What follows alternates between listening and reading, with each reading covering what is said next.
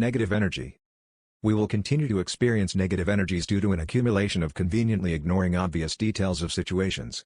We're taught to ignore details we detect with our senses to then turn away from things that are uncomfortable, even dangerous.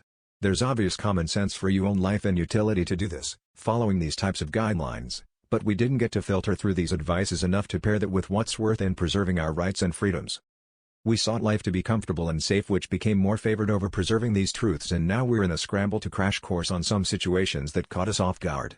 We relinquished our desires to know for our creature comforts. We developed some type of conviction to these higher principles that we're to leave it to the universe or God to do the work we ourselves need to be doing.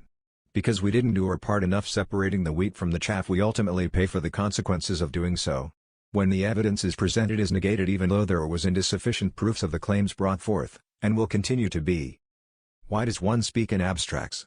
Because logical evidence hasn't been enough apparently, so you're more than capable of filling in the spaces with the information that's found in plenty. This is the other side of the coin is all. I like to remind everyone that we're in the know more than we give ourselves credit for. We just need to act like it basically. We aren't the teachings of any time, we simply use them to further our existences. Yes. They do become a part of self, but for some, self likes to evolve out of meanings too. And in ways that can lend more supports for its continued creative abilities and creations.